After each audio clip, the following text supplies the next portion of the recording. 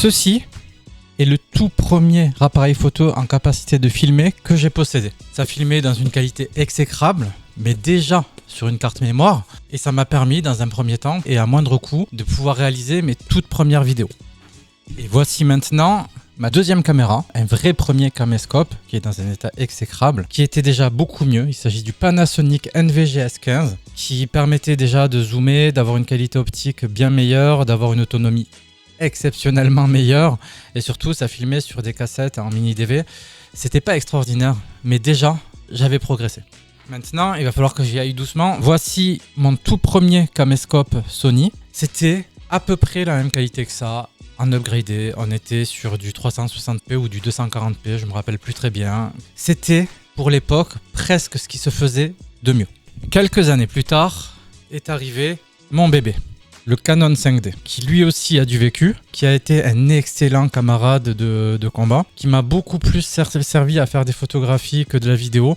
Dès que je l'ai possédé, c'était à l'époque une référence absolue, j'ai de suite été déçu, mais ça a été mon premier boîtier à pouvoir filmer en full frame et en full HD, ce qui était exceptionnel pour l'époque, mais j'ai toujours trouvé que la qualité laissait à désirer, même si on pouvait bénéficier de la qualité des optiques, pas celle-là, mais qu'on pouvait bénéficier de la qualité des optiques qu'on posait dessus, mais puis est arrivé le fameux, l'ultime, le légendaire Sony A7S II, qui lui, pour le coup, a été vraiment un changement dans ma vie en termes de qualité. Il a été vraiment un outil qui m'a permis de me débloquer d'un point de vue créatif, parce que ça filme en 4K, ça filme en 1080p, 120 fps, il y a une prise micro, ça filme en log. Ça a été de très loin le meilleur boîtier que j'aurais pu espérer avoir ces 10 dernières années. Je l'ai acheté en octobre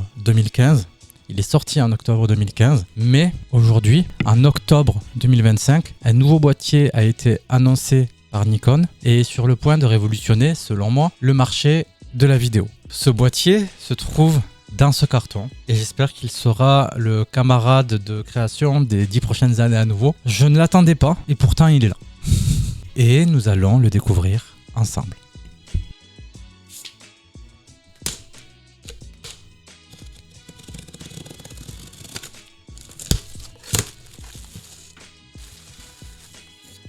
Un grip, une batterie supplémentaire, un chargeur de batterie et enfin le fameux, celui qu'on attendait tous,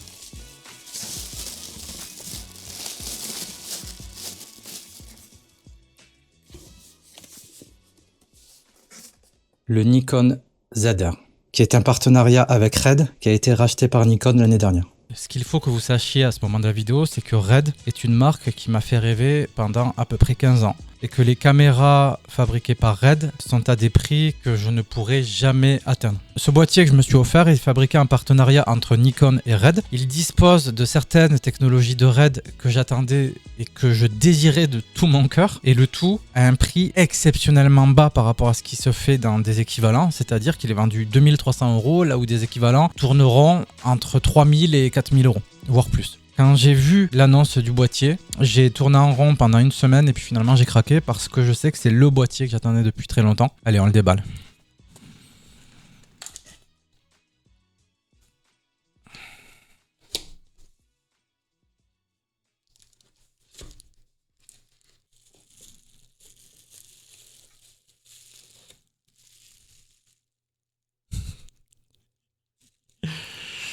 Je ne sais pas si vous réalisez ce que ça fait quand on est passionné de matériel photo, vidéo comme ça, d'avoir entre les mains un objet de cette valeur.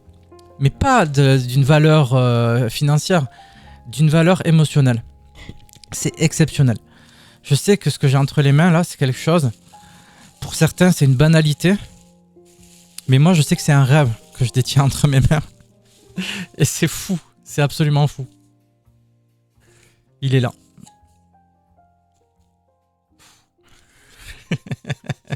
Incroyable. Incroyable. Le Nikon ZR. Une petite caméra RED de poche. Le voici. Et je peux vous assurer que pour moi, là, ce qui est en train de se passer est vraiment exceptionnel. Parce que c'est pratiquement hors de mon budget. Et que malgré tout, la passion passe par-dessus tout. C'est la première fois depuis longtemps que j'ai envie de prendre soin d'une boîte. Dans ce paquet, on va retrouver une bague d'adaptation Megadap qui va me permettre de connecter à mon boîtier toutes mes optiques Sony. Et puisque je viens de chez Sony, ça m'arrange fortement, puisque paraît-il qu'elle est extrêmement performante, quasiment aussi performante que des optiques d'origine, de la marque Nikon bien évidemment. Et puisque changer mon parc optique n'est pas dans les priorités que je m'étais fixées pour les années à venir, vous comprendrez pourquoi. La Megadap ETZ 21 Pro Plus. Donc ce que je vais faire, c'est que déjà pour commencer, je vais équiper mon boîtier, une batterie.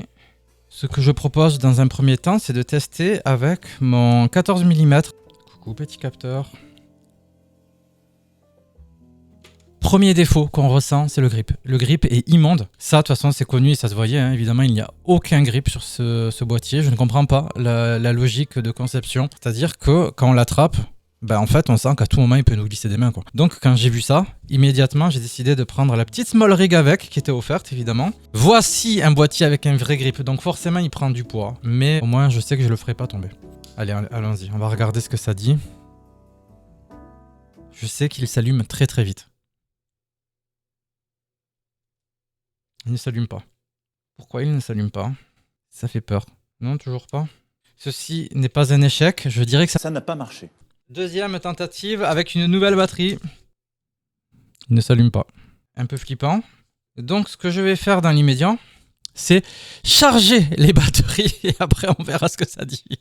One eternity later. Et ceci est un nouveau jour, nous sommes 5 jours plus tard et je peux vous assurer que j'ai eu l'occasion de tester ce super boîtier qui s'est finalement parfaitement allumé. Et comment vous dire que ce boîtier, c'est le boîtier dont j'ai rêvé pendant 15 ans. J'ai reçu mon Canon 5D, j'ai été déçu. J'ai reçu mon Sony A7S 1, j'ai été déçu. J'ai reçu mon Sony A7S II, j'ai été déçu. Un petit peu moins, mais quand même un peu. Et ce boîtier vient combler des attentes que j'avais depuis 2010, 2011, 2012. Déjà, je rêvais de 4K. Déjà, je rêvais de pouvoir filmer en RAW. Déjà, je rêvais de pouvoir faire des slow motion. Et aujourd'hui, ce boîtier me permet de le faire. Concernant la bague d'adaptation, eh bien, j'ai été extrêmement surpris et je dis bien extrêmement surpris par l'efficacité du truc. En fait, c'est simple. Moi, je viens du Sony A7S II. Le Sony A7S II, il a 10 ans. Et la mise au point automatique, c'était quelque chose qui débarquait à peine sur ce type de boîtier. Donc, elle était fonctionnelle, mais pas exceptionnelle. Et là, comment vous dire que passer de la A7S II à ça,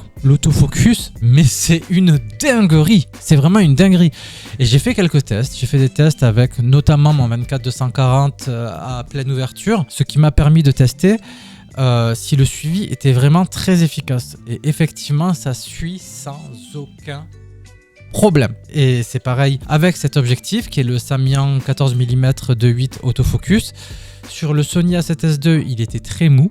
Et là, il est très efficace.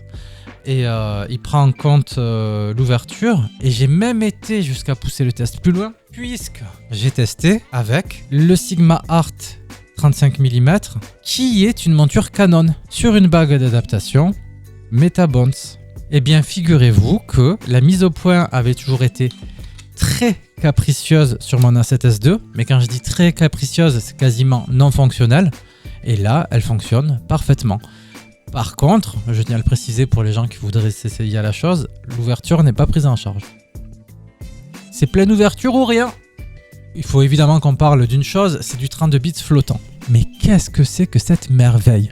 Qu'est-ce que c'est que cette foutue merveille? J'ai été espanté par la qualité vidéo, mais j'y reviendrai après. Mais au final, je prends autant de plaisir à tester l'audio en 32 bits flottant que les différents formats vidéo qui sont fournis par ce boîtier. Et le 32 bits flottant, je m'attendais à ce que ce soit cool. Mais en fait, c'est juste révolutionnaire d'avoir du 32 bits flottant intégré comme ça dans le boîtier. Parce que je me suis déjà raté plusieurs fois en réglant le micro, parce que entre les réglages du micro interne ou les réglages d'un micro sans fil comme ceci, ou encore encore les réglages d'un micro Canon, il y a des variations qui peuvent être plutôt grandes d'un micro à l'autre. Et au final, on a très vite fait de se retrouver avec un audio saturé. Mais là, c'est fini.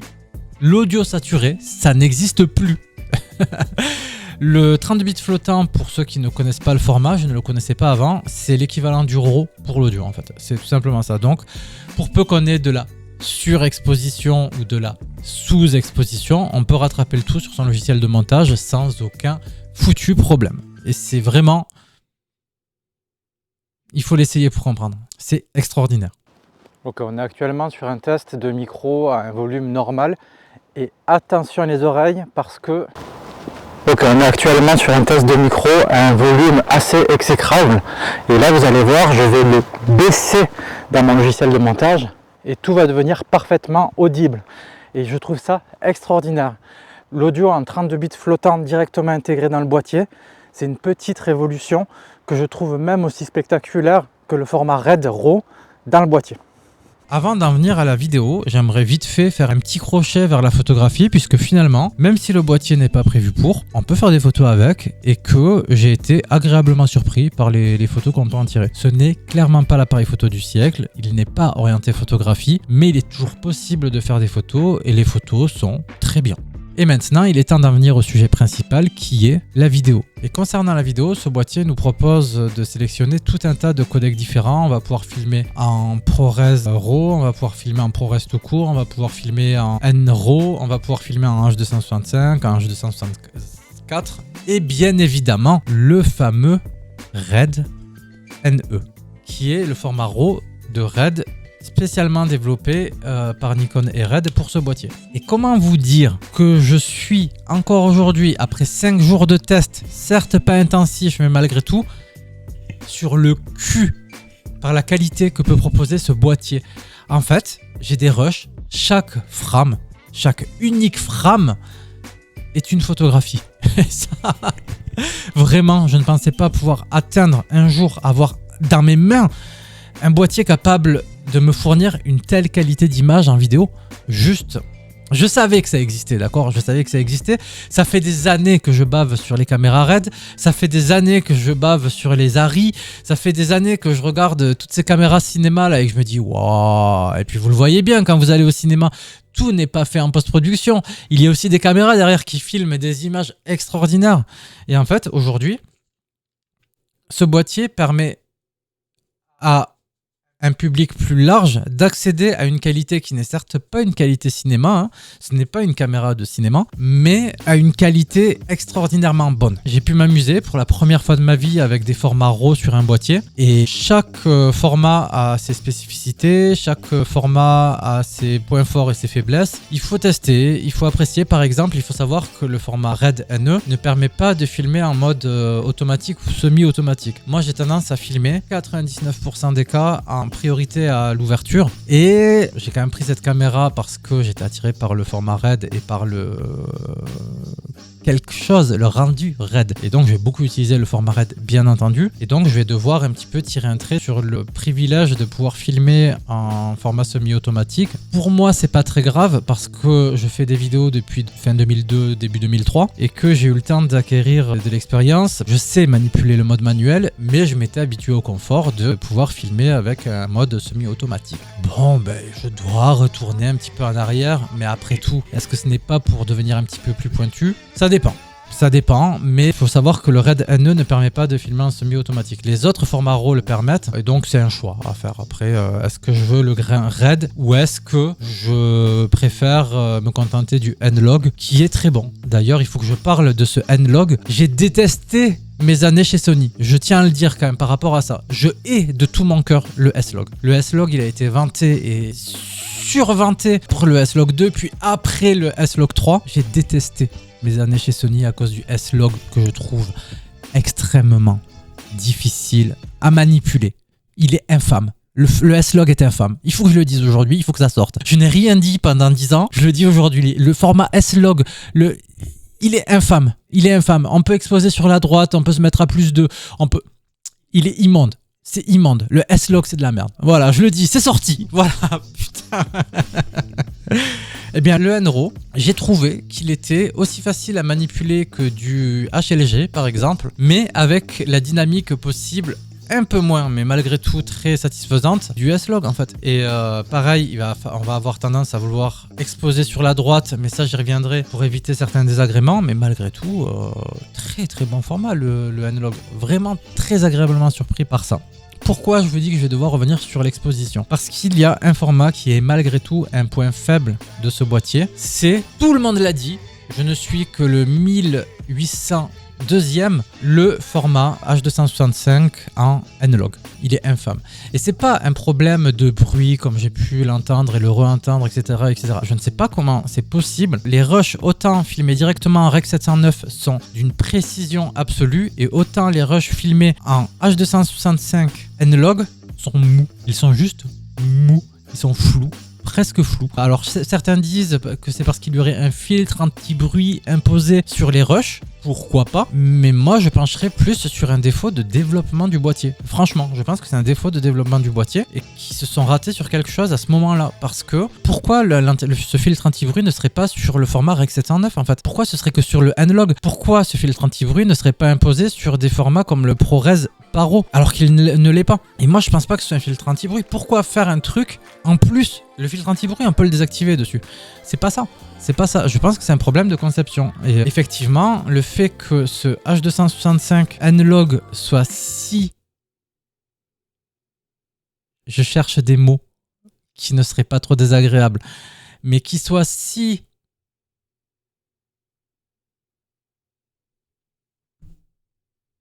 nul à chier, bordel de cul, c'est un peu le point faible de ce boîtier là, parce que du coup on va plutôt préférer choisir soit en RAW pour éviter d'avoir ce côté mou, soit directement en Rec 709, mais en perdant la dynamique que nous offrirait le N-Log. Et c'est bien dommage. Et effectivement c'est le gros point faible de ce boîtier. Mais si vous voulez des points faibles, puisqu'on en est là, il y en a plusieurs. Ça ne fonctionne pas. C'est un point faible parmi d'autres. Mais moi sur cet écran, qui est exceptionnel, il faut que j'en parle un instant, l'écran est fou, il est immense, il est très lumineux, l'écran est fou, mais j'ai d'autres choses à dire sur cet écran, je vais vous montrer.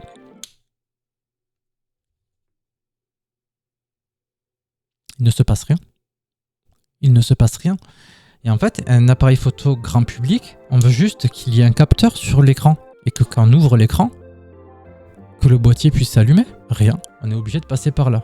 L'allumage qui est en plus extrêmement rapide, soit dit en passant, hein. C'est une dinguerie ça, hein. J'aimerais qu'on parle aussi du tactile. Le tactile qui s'est généralisé dans tous les boîtiers depuis des années maintenant. C'est mon premier boîtier qui est vraiment très orienté tactile et je trouve ça lent, c'est difficile à manipuler, on peut pas manipuler sans regarder l'écran. Moi j'étais habitué quand je faisais mes réglages en fait, sur mon ZV1 autant sur ce boîtier là, je peux le régler là si je veux, juste en touchant les boutons derrière comme ça. Mais pareil sur la 7S2, c'était pareil sur mon 5D. En fait mon boîtier, je le réglais comme ça sans regarder, je pouvais même discuter avec quelqu'un, régler en touchant mes boutons parce que je connaissais le réglage que je voulais aller chercher, parce que je connaissais mon boîtier par corps en fait, parce qu'il y avait des boutons et je pouvais aller chercher comme ça mes réglages. J'ai re-réglé mon boîtier en l'espace de 2 secondes, 3 secondes et pof, j'étais prêt à shooter. Là, en fait, ça nécessite de lever l'écran au niveau des yeux, d'utiliser le tactile, tu es obligé de regarder et de prendre le temps d'appuyer. Les 3/4 du temps, ça appuie à côté. C'est pas parce que l'écran est mauvais, c'est parce que la technologie tactile n'est toujours pas au point en 2025 et qu'elle ne le sera jamais. Et donc, on va rater son coup, on va vouloir revenir en arrière, et puis on réessaye, et puis en fait, on va se rater 2-3 fois. Et en fait, une action qui prenait avant 5 secondes en prend aujourd'hui 20. Et ça, je trouve ça hyper laborieux et hyper chiant. Alors ok, hein, je vois bien que c'est un choix d'avoir mis un minimum de boutons sur ce boîtier. Et c'est ok, mais ça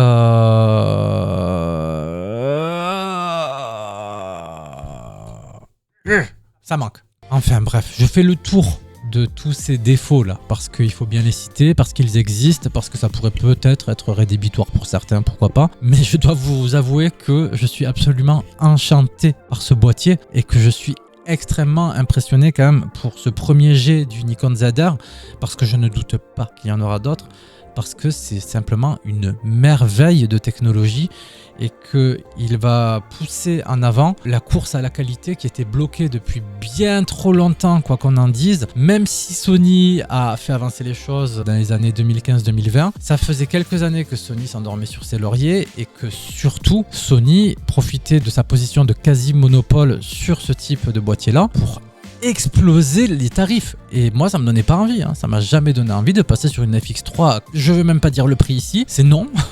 Juste non.